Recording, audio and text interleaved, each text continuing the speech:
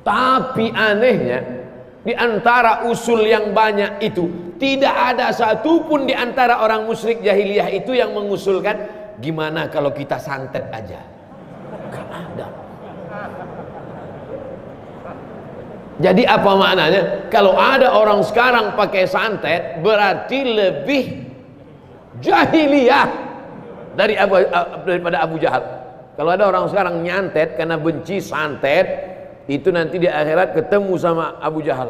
Kata Abu Jahal, aku aja nggak sejahiliyah ente.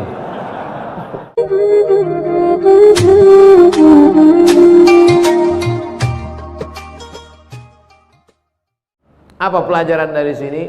Bahwa sahabat Nabi yang bertiter bergelar radhiyallahu an, tapi kalau dalam bermusyawarah tetap ada pendapat yang diterima dan yang ditolak. Ini kalau sudah musyawarah, pendapat saya, begitu ditolak langsung merajuk pulang. Bapak kok enggak datang lagi ke masjid? Kemarin Pak Ustadz waktu musyawarah di masjid, masa pendapat saya ditolak? Apa enggak tahu kalau saya ini profesor doktor? Merajuk. Ini titel lebih hebat dari segala titel.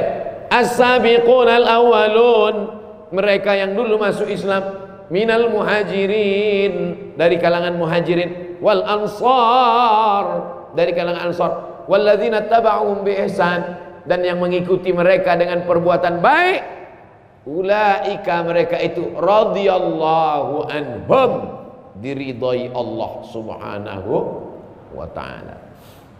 Pelajaran pertama, musyawarah. Pelajaran yang kedua, ditolak pendapatnya, enggak sakit hati, karena ini namanya musyawarah. Ada pendapat lain? Ada. Gimana kalau kalendernya dimulai tahun 1 sejak turunnya wahyu Al-Quran?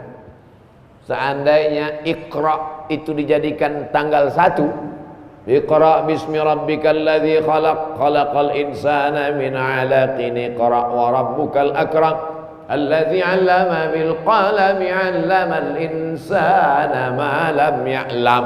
Selamat tahun baru Iqra, selamat tahun baru wahyu namanya. Ditolak juga pendapat ini, enggak diterima.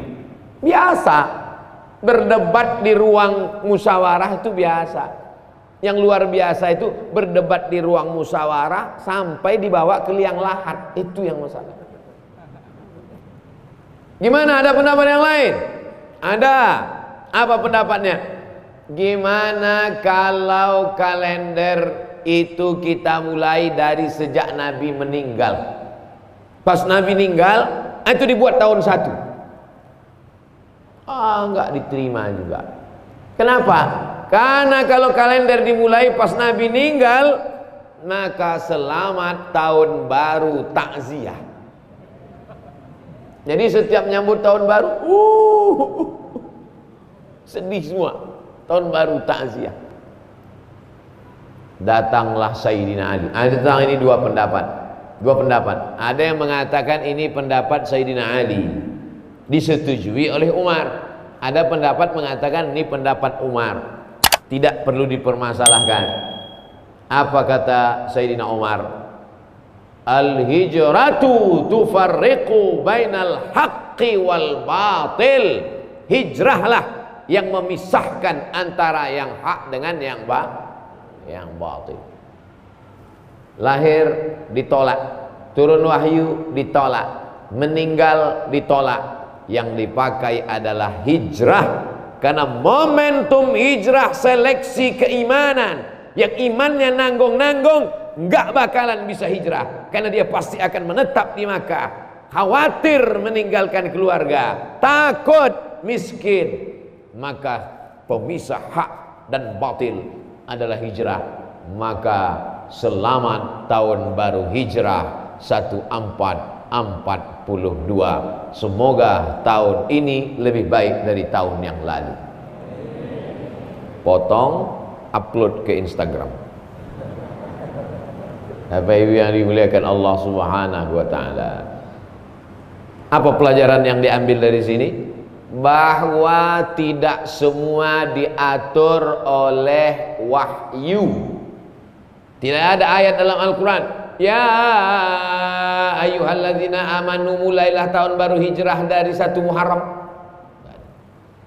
Jadi ada perkara-perkara yang diserahkan kepada umat untuk bermusyawarah. Sekarang orang ini sedang latah, sedikit-dikit mana ayatnya, mana hadisnya. Memang betul itu Mas Bro. Tapi ini ada masalah yang diserahkan Allah kepada akal untuk memusyawarahkannya.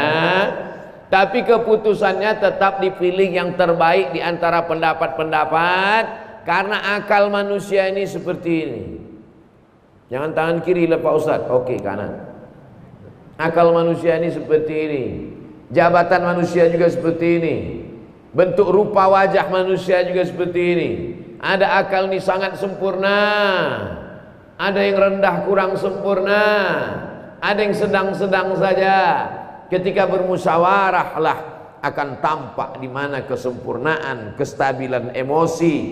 Oleh sebab itu kita dalam segala urusan hidup ini melihat ke Quran, melihat ke sunnah, ikuti langkah para sahabat, salafun saleh, pakai akal, maka insya Allah ibadah membimbing hati, maka insya Allah kita diridhoi Allah sampai hari kiamat. Amin ya rabbal alamin. Akhirnya dipakailah momen hijrah. Hijrah ini berawal hari Kamis. Hari ini hari Rabu, besok Kamis.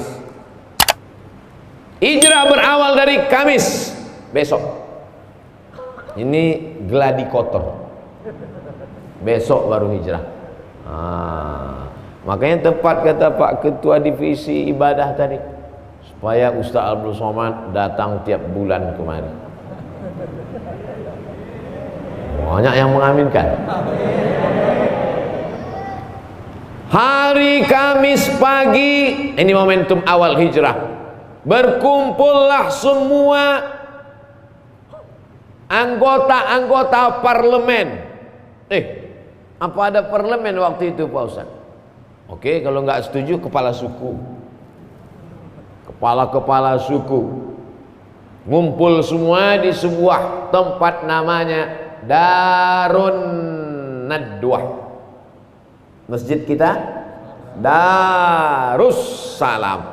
Tempat pertemuan di Makkah Darun Nadwah. Dar artinya rumah, Nadwah artinya pertemuan. Darun Nadwah, rumah pertemuan di kota Makkah. Yang mendirikan Darun Nadwah itu namanya Qusay. Siapa namanya? Qusay. Saya belum pernah ketemu orang Indonesia nama Qusay. Qusay. Muhammad sallallahu alaihi wasallam punya ayah namanya Abdullah, punya ayah namanya Abdul Muttalib, punya ayah namanya Hashim, punya ayah namanya Abdi Manaf, punya ayah namanya Qusay, punya ayah namanya Kilab. Muhammad, Abdullah, Abdul Muttalib, Hashim, Abdi Manaf, Qusay. Kakek yang ke-5. Kakek saya yang ke-5 nggak hafal lagi. Qusay inilah yang membangun Darun Nadwah ini. Betapa hebatnya keluarga Nabi Sallallahu Alaihi Wasallam. Apa pelajaran dari sini? Bahwa Nabi itu keturunan orang-orang kaya. Sudah berapa pelajaran? Hitung aja lah sendiri. Cuman saya mau hijrah ini kita ambil pelajaran. Pelajaran bahwa di sana ada musyawarah. Kalau musyawarah jangan tersinggung pendapatnya ditolak. Bahwa yang diambil momen terbaik hijrah. Tidak semuanya disebutkan dalam Quran. Bahwa mereka itu berawal hijrah itu hari Kamis. Pertemuan di sebuah tempat namanya Darun Nadwah. Darun Nadwah didirikan oleh Qusay, kakek ke-5 Nabi Muhammad sallallahu alaihi Bertemulah kepala-kepala suku di sana. Hari Kamis pagi, rapat parlemen. Agenda tertutup, bagaimana cara membunuh Muhammad sallallahu alaihi wasallam. Hari Kamis pagi. Bagaimana cara membunuh? Karena mereka sudah terganggu 13 tahun lamanya. Kedatangan Nabi Muhammad merusak stabilitas keamanan jahiliyah. Banyak yang terganggu, risau, resek ini orang. Harus kita habisi. Nah, bertemulah mereka semua. Bapak Ibu, saya ngomong kuat gitu nggak stres kan? Soalnya saya nggak bisa saya melihat raut wajah, nggak tahu entah dia senang, entah dia marah. Tapi saya husnuzon aja. Saya terus terang dengan masker ini terbantu ketika foto-foto. Saya nggak perlu senyum. Kalau dulu saya, sekarang saya senyum.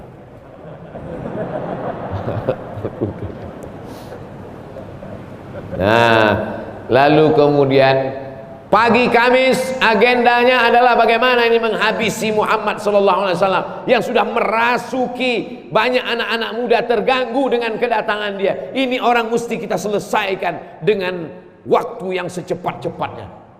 Gimana kepala-kepala suku? Ada usul nggak mau menghabisi Muhammad? Saya punya pendapat Pak Ketua Sidang. Nama Ketua Sidangnya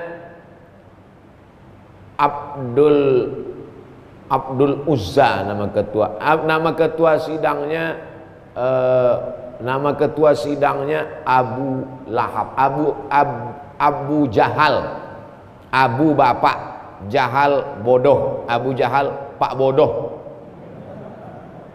Dulu enggak, sekarang.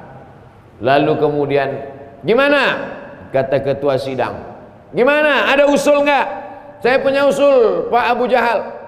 Gimana, apa usulnya? Gimana kalau Muhammad ini sallallahu alaihi wasallam, dia enggak nyebut sallallahu alaihi wasallam karena dia musyrik jahiliyah. Gimana kalau Muhammad ini, saya sallallahu alaihi wasallam karena saya umat Muhammad sallallahu alaihi wasallam. Gimana kalau Muhammad ini sallallahu alaihi wasallam? Bukan kata dia kan, dia enggak. Gimana kalau orang ini kita asingkan ke tempat yang jauh, kita kirim dia ke Pulau Nusa Kambangan.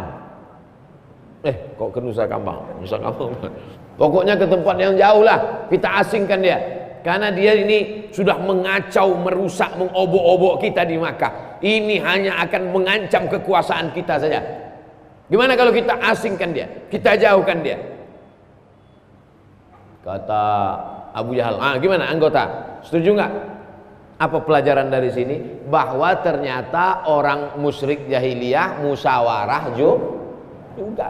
Jadi kalau ada ibu-ibu pengajian nggak suka musyawarah, itu lebih parah dari musyrik jahiliyah. Orang musyrik jahiliyah juga musyawarah. Pimpinan sidangnya Abu Jahal. Gimana kata Abu Jahal? Kata yang satu ada yang nggak setuju. Saya nggak setuju kalau dia kita buang ke sana. Kenapa? Ini orang karismatik. Dia punya aura kepemimpinan luar biasa. Kalau kita buang dia ke sana, nanti di sana dia punya banyak pengikut. Dan kalau pengikutnya itu datang kemari menghancurkan kita di Makkah, habis kita, tamat riwayat kita. Saya nggak setuju kalau dia kita buang. Ternyata umat Muhammad sallallahu alaihi wasallam ini seperti pohon kelapa, dimanapun dia dibuang dia akan tumbuh. Dulu ada orang dari Sulawesi, Makassar, kota yang paling jauh di dunia, ujung pandang. Ada seorang laki-laki yang gagah perkasa namanya Yusuf Al-Makassari, melawan Belanda. Usul Belanda persis seperti rapat kafir musyrik. Yusuf kita buang saja, dibuang dia ke Sri Lanka. Sampai di Sri Lanka dia berdakwah, punya murid. Itulah ada komunitas muslim di Ceylon.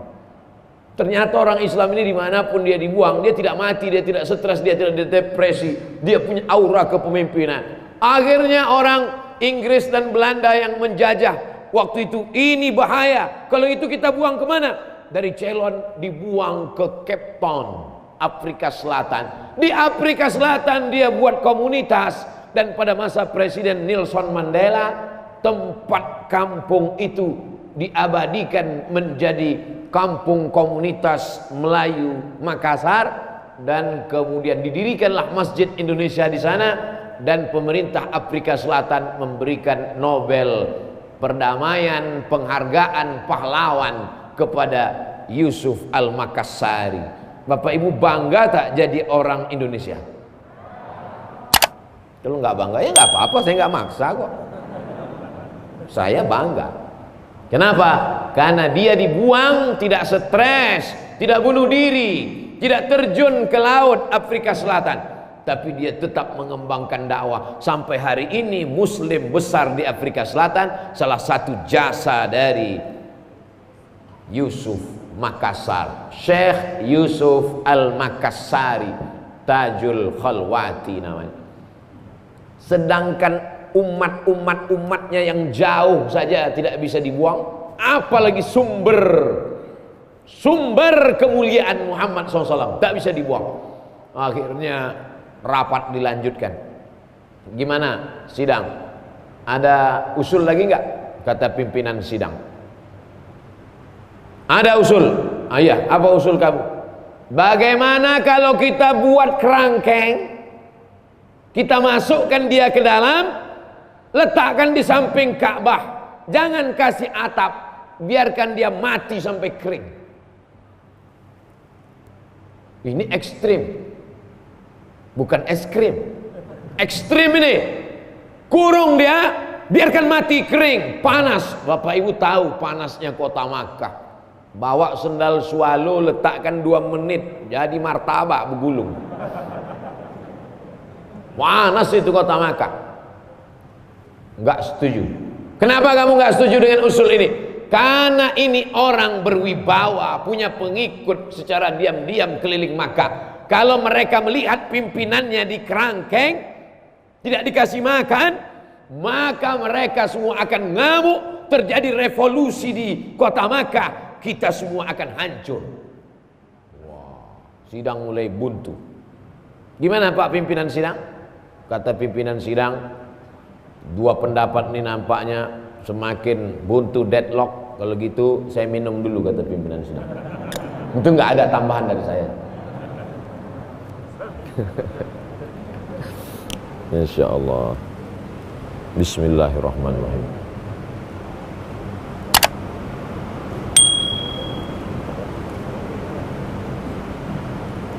Minumlah air Darussalam, dapatkan di Masjid Darussalam secepatnya. Udah, share.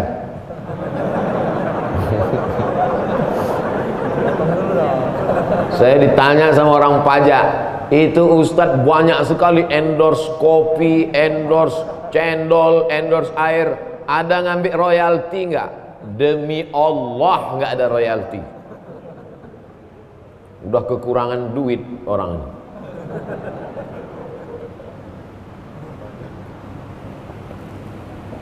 Kita lanjutkan.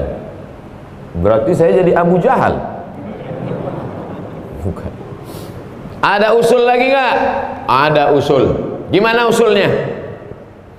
Bagaimana kalau tadi kalau dibuang jauh itu bahaya, kalau dibuat dekat itu juga bahaya. Ini usul yang paling mantap. Gimana caranya? Satu suku utus anak muda paling kuat. Satu suku cari siapa di antara suku ini anak muda yang paling kuat tangannya, masukkan ke dalam rumah Muhammad malam-malam, pancung kepalanya. Selesai. Gak perlu banyak biaya modal. Tapi anehnya, di antara usul yang banyak itu, tidak ada satupun di antara orang musyrik jahiliyah itu yang mengusulkan gimana kalau kita santet aja. Gak ada. Jadi apa maknanya? Kalau ada orang sekarang pakai santet, berarti lebih jahiliyah daripada Abu Jahal. Kalau ada orang sekarang nyantet karena benci santet, itu nanti di akhirat ketemu sama Abu Jahal. Kata Abu Jahal, aku aja nggak sejahiliyah ente. Kami memang di Makkah itu jahat, minum khamar, tapi untuk menghabisi dia nggak kami santet. Ente pakai santet, ayo kita celupkan dia ke dalam neraka. Sesama masuk neraka saling mencelupkan mereka. Gimana usul yang ketiga ini? Satu anak muda dari kalian masuk mengendap-endap dalam rumahnya, pancung kepalanya tengah malam. Gimana? Setuju? Bahaya ini Bapak Abu Jahal. Apa bahayanya? Muhammad sallallahu alaihi wasallam bukan anak sembarangan. Muhammad anak Abdullah, Abdullah anak Abdul Muttalib, Abdul Muttalib anak Hashim, Hashim anak Abdi Manaf, Abdi Manaf anak Qusay, Qusay anak Kilab, keturunan Lu'ay Fihr, cucu cicit Adnan, keturunan Ismail anak Ibrahim alaihissalam. Mengalir darah Ibrahim dalam darahnya. Kalau sampai ketahuan ada suku yang membunuhnya, terjadi perang suku, satu suku akan dihabisi. Bukan sembarangan. Kalian pikir Muhammad ini kaleng-kaleng? Akhirnya sidang waktu itu alot luar biasa. Gak berapa lama idenya datang dari Abu Jahal sendiri. Kata Abu Jahal, saya punya ide sendiri. Apa ide Abu Jahal? Kalau satu suku mengirim satu anak muda, ketahuan nanti satu suku di sana dihabisi. Jadi kalau gitu gimana? Satu suku ngirim anak muda, satu suku ngirim anak muda, satu suku ngirim anak muda, satu suku ngirim anak muda, satu suku ngirim anak muda. Dan kemudian semua anak muda ini dikasih pedang. Malam-malam ramai-ramai masuk, semuanya ikut mencincang. Dan kalau dia mati tidak ada satupun yang dituntut, karena semuanya ikut. Inilah ide korupsi berjamaah dari Abu. Karena kalau cuma satu yang buat ditangkap, gimana kalau kita buat rame-rame? Siapa yang mau nangkap? Cerdas dia, cerdas. Tapi kenapa dipanggil Abu Jahal? Abu Jahal kan pak bodoh, padahal otaknya cerdas. Karena cerdasnya untuk yang jahat-jahat saja. Kalau untuk yang baik-baik dia tertidur. Ini masjid kita sudah nggak muat lagi. Jamaah kita ramai sampai 3.000 orang. Gimana jamaah cara menyelesaikan masalah ini? Nggak ada ide-idenya. Tapi kalau pas ditanya, gimana cara kita nyambut Agustusan? Keyboard tunggal. Nah itu Abu Jahal. Oleh sebab itu maka disetujuilah. Gimana setuju? Semua suku setuju. Setuju semua suku. Akhirnya mengirimkan anak muda yang gagah, kekar, perkasa, tangan berotot, nanti malam siap mencincang. Dengan ini rapat pada hari Kamis menetapkan keputusan. Setiap suku mengutus anak muda. Sidang ditutup. Akhirnya mereka setelah tanda tangan amprah pulang.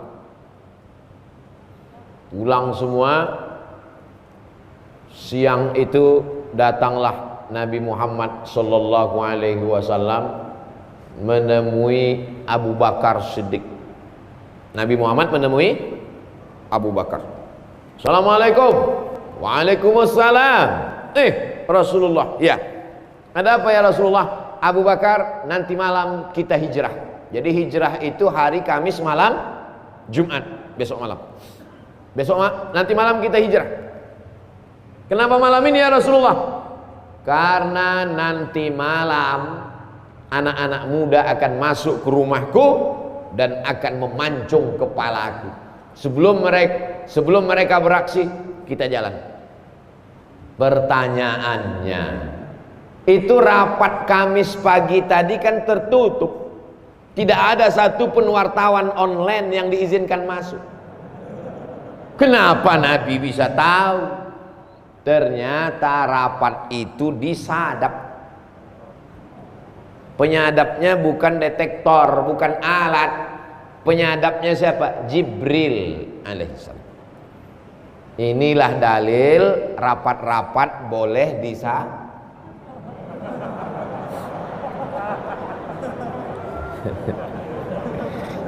Nah, ibu-ibu hati-hati rapat ibu-ibu, mana tahu itu meningkatkan belanja bapak-bapak, bocor.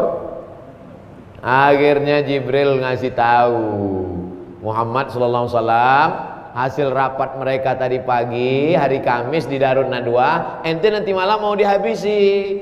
Oleh sebab itu datanglah Nabi menjumpai Abu Bakar. Abu Bakar memang sudah siap, nunggu komando saja, ready. Oke ya Rasulullah, sami'na wa ata'na.